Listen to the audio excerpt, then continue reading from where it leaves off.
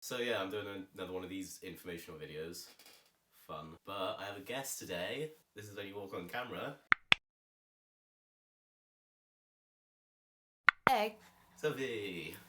In this video we are going to be talking about the history of editing techniques and why they're important, and then we're going to be critically evaluating a scene from a movie.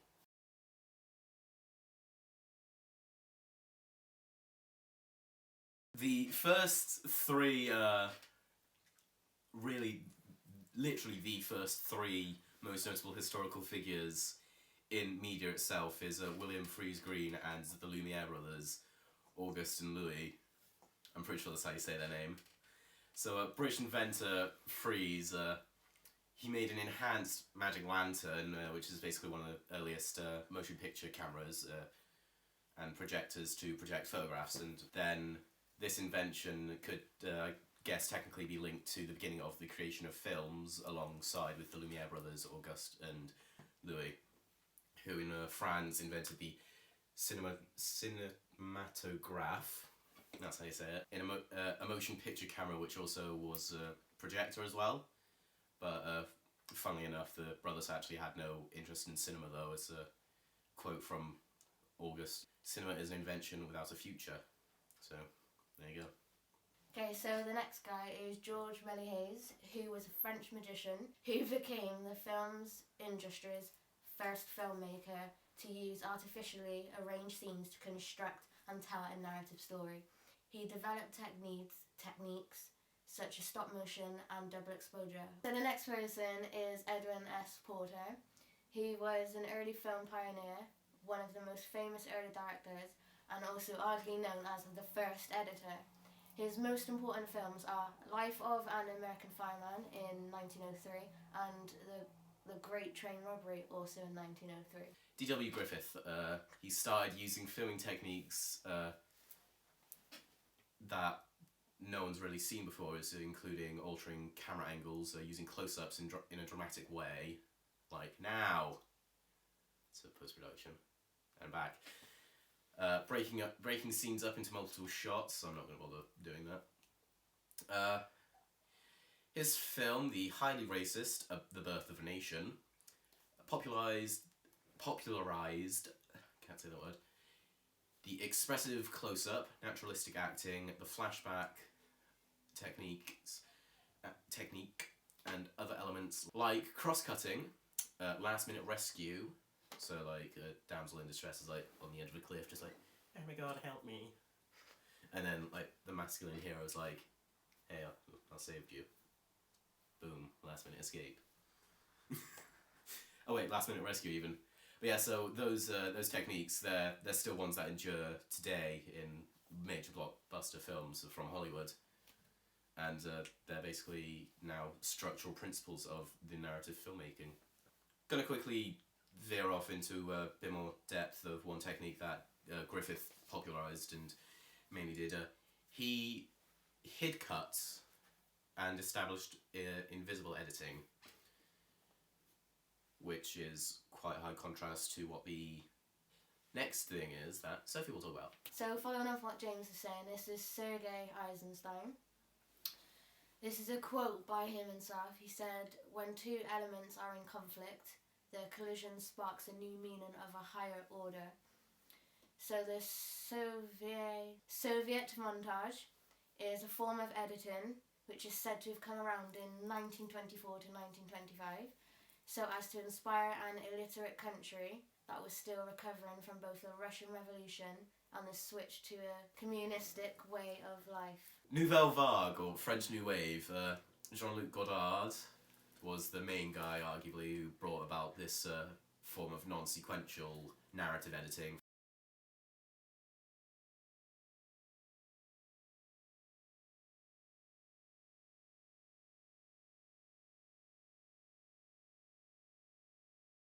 Match cuts is a cut between one shot or scene to a different shot or scene that graphically match. An example of this would be from the film 2001 Space Odyssey, where the bone is being thrown into the air and then it cuts to a spaceship near Earth's orbit that is at the same angle of rotation and similar shape that the bone was at before it cut away. A jump cutting is a transition between one scene and the next, and it's usually used to show the audience that the time frame has changed. They also break the 30-degree rule. 30-degree rule. It's another film/editing rule, dictating that the camera should move at least 30 degrees between shots. That's between two or more subjects. The 180-degree rule. It's not really an unsaid rule. It's a very well said rule. It's a rule there so the audience doesn't get distorted when watching the film. Just to make sure that two characters talking in a scene don't become flipped when switching between the two shots. A cutaway is a shot that's usually of something other than the current action. It cuts out of the main frame. It could be a different subject, a close-up of a different part of the subject, example, the subject's hands, or just about anything else. The cutaway is used as a buffer between shots, which helps the editing process, or to add interest or information.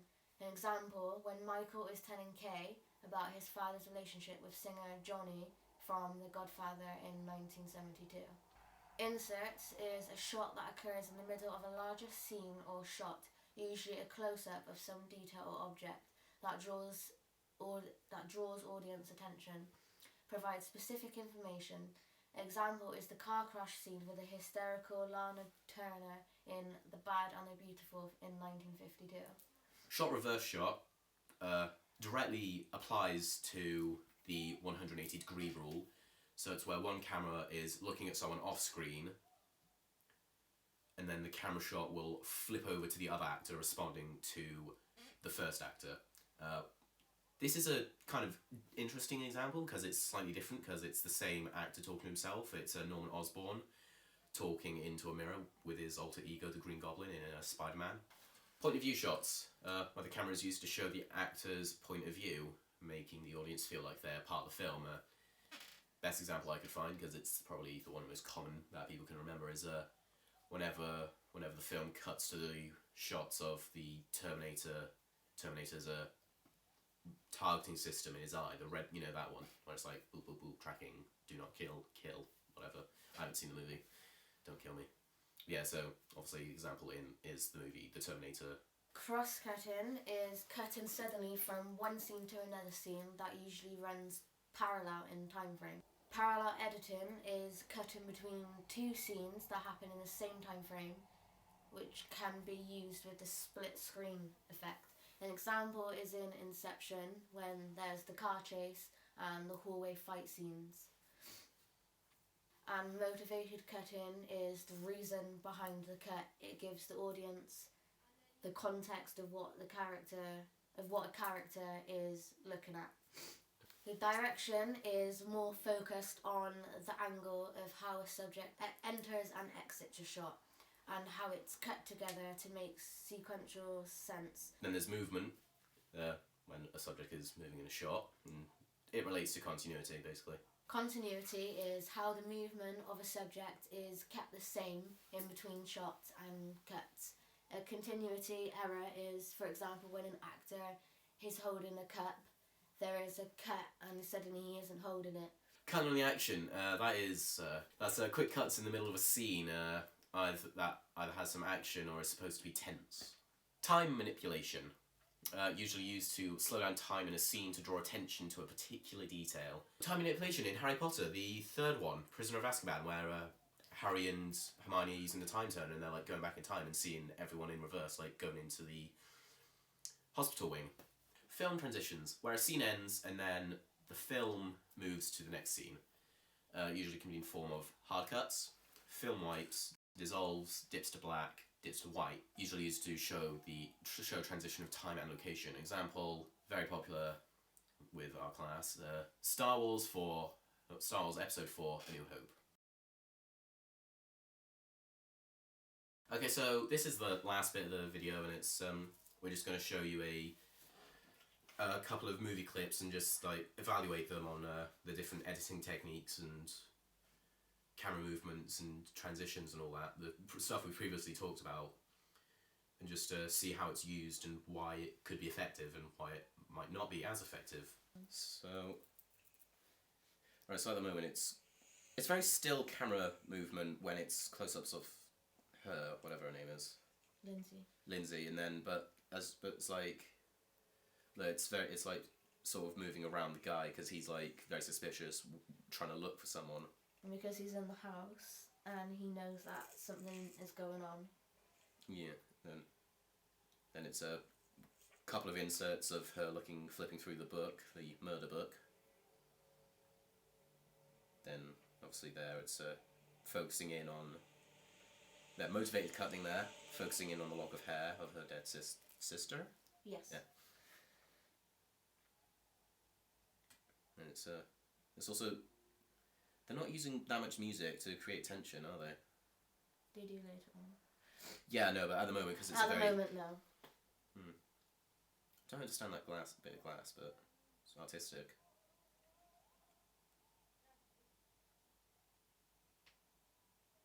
Parallel editing as well, because he's searching whilst she's trying to hide and take the evidence. Because you're seeing both of them.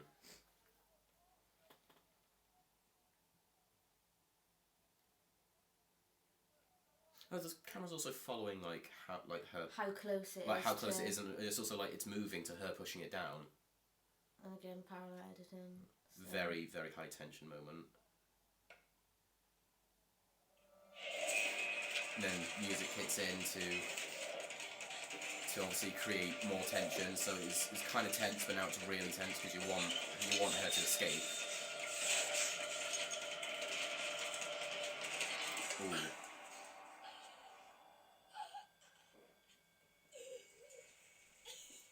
There's now quite a bit of movement in the camera instead of it being very still shots.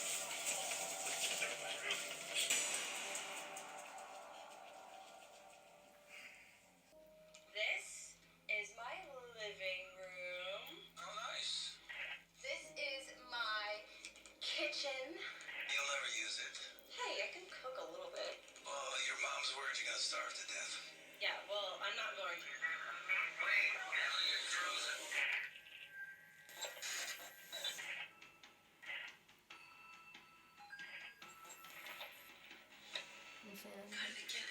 You say anything? Text messages. I'm just trying to think what to say.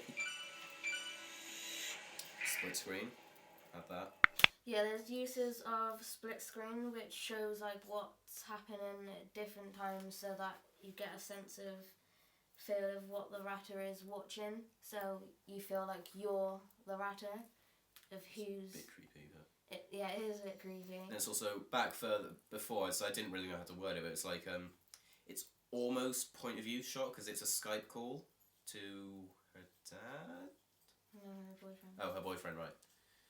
Yeah, so it's a point of view. Okay, so it's almost a point of view shot from her boyfriend because it's Skype, but it's just her holding a camera, her phone.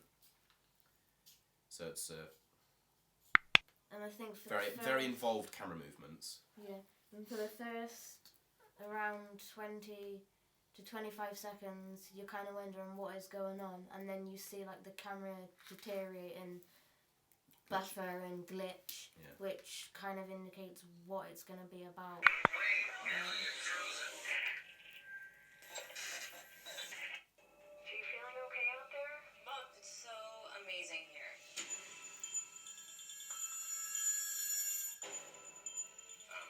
It's kind of done in a way where you suspect everyone in it because there's this guy, and you think because he's the only guy that she sees in this trailer, you think it's going to be him. So you and there's obviously other people, so you kind of want to blame them for it because they're the only ones that's there. Creates a sense of mystery through the trailer. Michael? Yeah. Emma. I'll text you. What's your number? He's really cute. Wait, do you have a person? I did. I was seeing someone back home, but we broke up. Speaking of the devil, it's Alex, my ex. It's 854 Wilson Avenue, apartment 4A. Apartment 4A. So you just use the use of reverse, like someone was literally scrolling back through footage.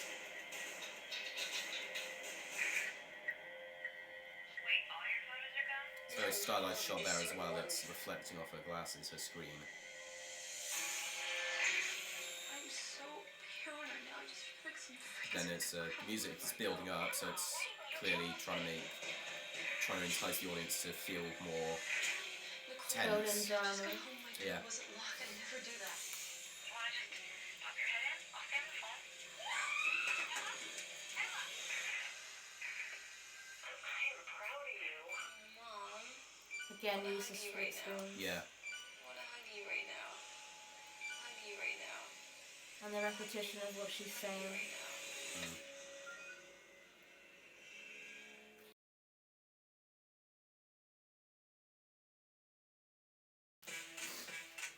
This is big.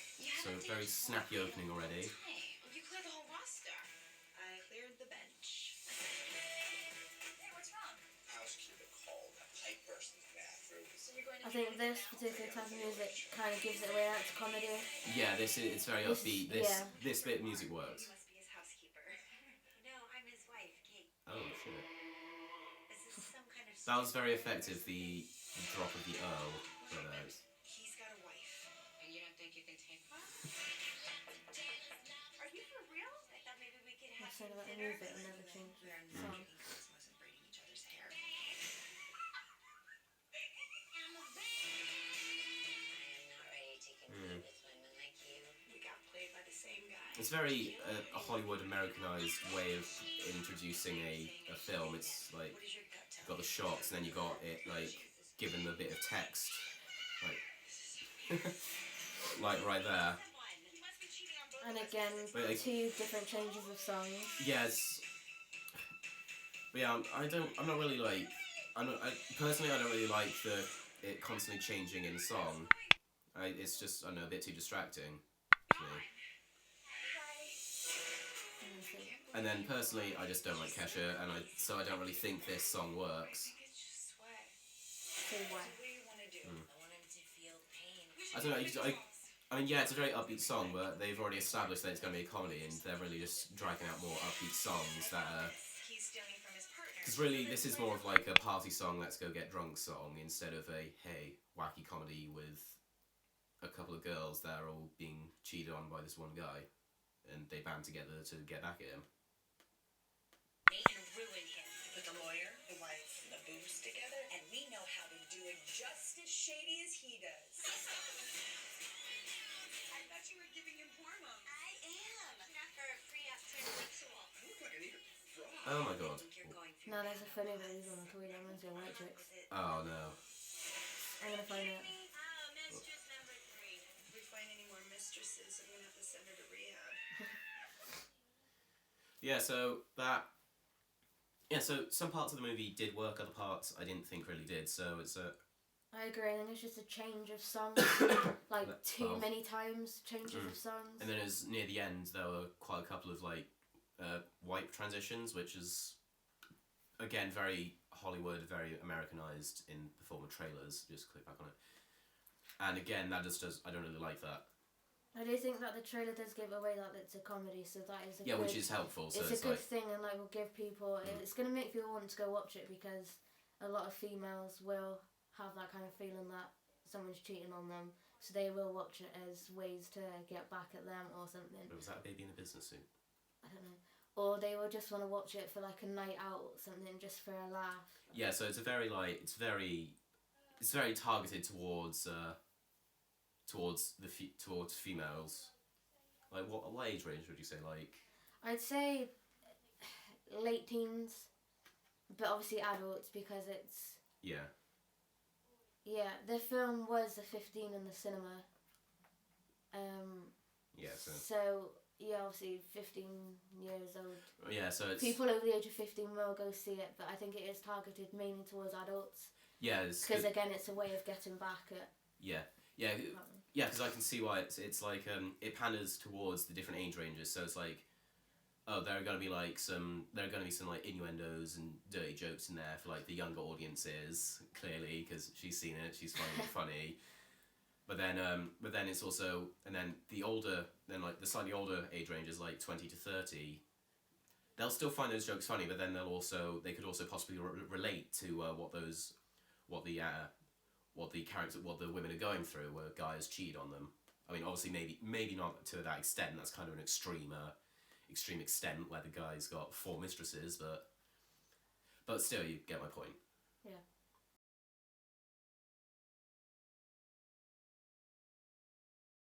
Right, so that's it. Yeah. We're done. I would say I hope you found this informative, but you probably didn't. But yeah, this is our thing on editing over history and Techniques and critical evaluations. Yeah. So yeah, have fun watching that. I mean, you already did it. Bye.